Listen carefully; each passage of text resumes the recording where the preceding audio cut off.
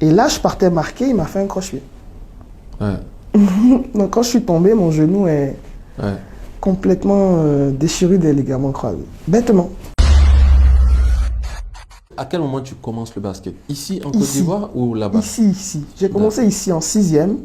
J'ai commencé à jouer ici des petits tournois, OASU, Ah oui, des tu l'as petits dit. championnats de Côte d'Ivoire, Abidjan contre Boaké, des petits trucs comme ça, quoi. Mais franchement, je disais à tout le monde, je vais être basketteuse professionnelle ici, mais je ne voyais pas ça comme ça, en fait. C'était des rêves, c'est des rêves. Je regarde la télé, en ce temps, il n'y avait pas Internet. Donc, on ne pouvait pas avoir les trucs, on regarde à la télé, on voit NBA, on se dit, waouh, je veux faire pareil. C'était des rêves. Et puis, je suis arrivé en France et effectivement, j'ai pu jouer, quoi. Parle-moi un peu de ton parcours en tant que basketteuse. Tu D'accord. joues où, tu fais quoi, à quel niveau tu arrives, et puis après, on va faire la transition maintenant sur le digital. Parce qu'effectivement, je suis arrivé en France en 2003, mais j'ai découvert le digital en 2010. Voilà. Donc, il y a eu 7 ans de ça qui n'existe pas, en fait. C'est ça, champion de France. Voilà, c'est ça. Donc, c'est dans quel club que tu... J'ai joué dans plusieurs clubs. J'ai joué à Vezin-le-Coquet. J'ai joué à... Je sais même pas si... Ouais, voilà, c'est des villages de France. Mais est-ce qu'ils avaient un bon à niveau Rennes, de... oui, au Parce qu'on connaît pré-national. Pau, on connaît... Bon. On a joué en pré-national, j'ai joué au Ille-et-Vilaine. J'avais plusieurs clubs, en fait. D'accord. J'ai joué dans différents clubs. J'ai joué également pour l'équipe de l'Université de Rennes. Oui. C'est celle-là même qui m'a permis même d'aller à Paris-Bercy et tout. On a été championne de France en 2009. Avec quelle équipe? Avec l'équipe de la ville de Rennes. Ah oui, Rennes a été championne On a été championne de France en quelle année? Universitaire 2009. Ah, universitaire? Oui. D'accord. Okay. 2009 et 2010. Comme NCA, quoi. Voilà, c'est ça. C'est ça, 2009, 2010. Et après, à partir de là... 2 années d'affilée. Ouais. Juste après, en 2010, on devait aller au championnat d'Europe et ensuite tournoi aux États-Unis. Et c'est juste après ça que j'ai eu... D'accord.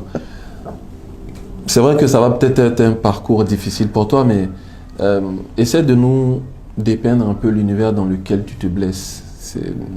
C'était à quel match? Qu'est-ce qui s'est passé? Dans quelles conditions? C'est une erreur stupide de ma part.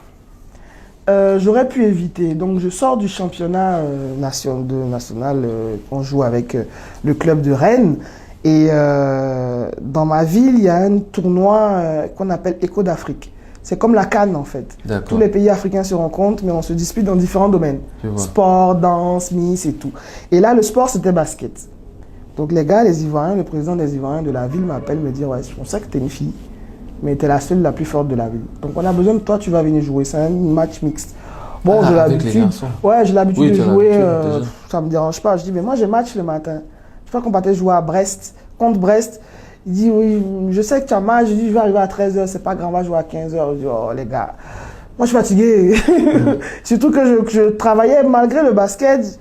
J'ai connu l'argent maintenant. Je faisais Jossi, hein, quand même. Je travaillais à Pizza Hut. Hein. Je ne lâchais pas, ouais. Donc, malgré l'argent, voilà. J'ai dit à 18h, je vais aller à Pizza Hut en plus. Avec les horaires décalés. Non, mais viens, c'est un match rapide. Ok, d'accord. Donc, j'arrive et on joue la finale contre le Cameroun. Ah, tiens. D'accord. Et là, tu joues quel poste? Je suis pivot, meneuse. Bon, parce que vu que tu as dit tout à l'heure que tu étais très grande, donc j'ai compris que après, quand tu grandis, tu n'es plus la plus grande. C'est ça. C'est ça. Donc, moi, en fonction, je changeais de poste, en fonction des matchs.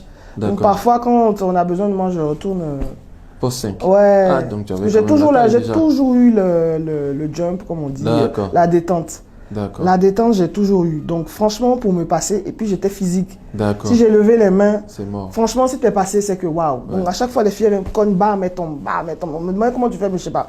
Mais bon, comme c'est des blanches, peut-être que. Ah, tu étais la seule. On n'était pas beaucoup, peut-être deux ou trois comme ça dans l'équipe. Voilà. Donc, j'étais très physique. Du coup, quand c'était un peu violent, je passais. Voilà. Mais là, pour jouer contre les Côtes d'Afrique, j'étais en meneur. D'accord. Bon. Vous imaginez dans une salle comme au Palais des Sports, c'est rempli de tous les pays d'Afrique. C'est ça. Une fille te dribble une fois, boum, boum. Vous connaissez les Ivoiriens la bouche. Waouh, tu vois rien. C'est ça. Comment la fille elle devait ça? Tu vois rien, le gars, il était en colère, je le voyais, il commençait à me cogner. Je suis venu, j'ai dit au gars que lui là, il va me blesser. Il joue plus le basket, il joue physique. Non, Karine, n'inquiète pas, on est derrière. Ok, à foyer. Et là, je partais marqué, il m'a fait un croche-pied. Ouais. Donc, quand je suis tombé, mon genou est complètement déchirure des ligaments croisés. Bêtement. Voilà. Un faux match. Quoi. Un faux match. C'est-à-dire que c'est même Comme pas du championnat. Tu te blesses au quartier. C'est même pas. Ah, Surtout que ton coach t'a déposé devant chez toi à 13h et t'a dit on se retrouve à l'entraînement mercredi. Voilà. C'est comme un joueur de championnat qui se blesse au quartier, dans bêtement. Un faux match, Voilà. Au quartier, quoi. C'est bêtement en fait. Wow. Donc j'ai brisé ma carrière bêtement comme ça. Et comme je suis têtu, je me suis relevé, j'avais mal. J'ai essayé quand même de jouer dessus. Après, j'ai dit aux gars, ouais, non, j'ai trop mal, c'est pas grave. On dit, c'est pas grave, tu as marqué. Les gars ont commencé à le huer, et puis on est passé à autre chose. Le soir, je suis allé travailler. Je boitais et tout. Et c'est mon responsable qui me dit, mais Karine, tu es trop blanche, rentre chez toi. J'ai éclaté de rire. Tu es trop quoi? Je suis trop blanche. Ah, d'accord. Parce que j'avais tellement mal, voilà, ouais, j'étais pâle. Donc le fait qu'il me dise, tu es blanche, rentre chez toi, j'étais mort, parce que c'est un blanc. Donc il m'a dit ça, je lui ai dit, ouais, c'est que franchement, je suis touchée. Ouais. Et je suis rentré à la maison. Pour moi, c'était pas grave. C'était un petit truc. J'ai l'habitude de me blesser. Dans le sport, on se blesse toujours. Et le lendemain, j'ai voulu me lever. Je tenais pas debout. Je suis resté chez moi enfermé pendant 3 jours. J'ai pas appelé quelqu'un. J'ai pas l'habitude de dire aux gens je souffre. Bon, j'ai l'habitude de garder pour moi. Donc je me suis dit ça va aller. Je vais m'habituer à la douleur et puis je vais me lever dessus. Mais jusqu'à mercredi, ça n'allait toujours pas. Je me suis dit là, ça doit être grave. Donc j'avais des béquilles chez moi, j'ai l'habitude de me blesser. J'ai pris les béquilles, j'ai lutté, le bus, je suis allé, j'ai appelé personne. Je suis arrivé à l'hôpital. Quand le gars il a fait les radios, il m'a dit ok, bon, ce qu'on va faire, appelez la personne qui vous a accompagné, on va en parler. Je suis venu toute seule, je suis venu en bus. Il me dit c'est pas possible, vous n'avez pas pu marcher dessus. Je suis venu en bus. Il me dit mais regardez là, c'est coupé, c'est déchiré, il faut je comprends pourquoi j'avais mal comme ça. Ouais. Mais j'étais en pleurs. Là, et voilà, la nouvelle, écoutez... Et il te balance ça comme ça je suis venue toute seule. Comme c'est ce que tu veux, là. On va te donner. Donc voilà, il m'a expliqué ce que je pouvais avoir. Il fallait faire telle radio, forcément passer soit opération, soit infiltration. Bon, il m'a expliqué tous les trucs. Moi, tout ce que je lui ai demandé, c'est est-ce que je pourrais rejouer? C'est tout ce qui m'inquiète. Il dit, bon, on va déjà faire ce qu'on a dit et puis on verra et tout. Tu m'aurais dit qu'il s'était prononcé tout de suite. J'allais dire, non, aussi, non, il m'a expliqué en long et en large tous les trucs, voilà, mes rues de ski, voilà, exactement. De malades qui rejouent. Exactement. Donc, on a fait ce qu'il fallait faire. Bon, déjà, ton club, il faut assumer déjà. En plus, c'est fin de saison, on ne sait pas si on t'a gardé ou pas. Ça. Vraiment, des trucs bêtes. Surtout que c'est stupide, donc du coup, Franchement. Et du coup, qu'est-ce qu'il a dit, celui qui t'a motivé à venir jouer? Il a été un peu négligent sur le...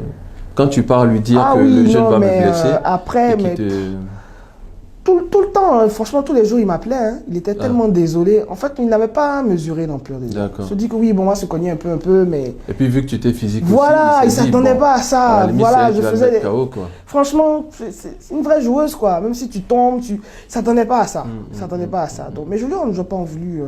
C'était moi seul. Franchement, moi, tout ce qui m'arrive... J'ai toujours dit c'est de ma faute. J'ai jamais mis la faute sur quelqu'un. Je me suis dit, je n'avais pas le droit d'aller jouer. Point. Je suis parti, j'assume. Donc que l'autre mec, même celui qui m'a blessé, 2-3 mois après, on s'est revus en boîte de nuit, on a rigolé. Je lui ai dit, t'as gâché mon avenir, mais c'est pas grave, offre-moi une bouteille de champagne. Il était tout gêné, je lui ai dit, bon, lâche l'affaire, c'est pas toi. Du coup, voilà. Donc, premier test, santé, on essaye de gérer le genou et... c'est pas bien guéri, mais je veux pas dire que c'est pas bien guéri. C'est ça. Parce que je vois les gens qui sont en train de jouer, je vais jouer aussi. Donc je fais croire que ça va. Et je vais jouer dessus. Mes derniers matchs, même, bon, ce temps, on n'avait pas le réflexe de se filmer. Mais je pense que si on fouille, on peut trouver quelques vidéos. Je boitais même. Donc à chaque fois, mon coach me demandait, tu es sûr que ça va? Oui.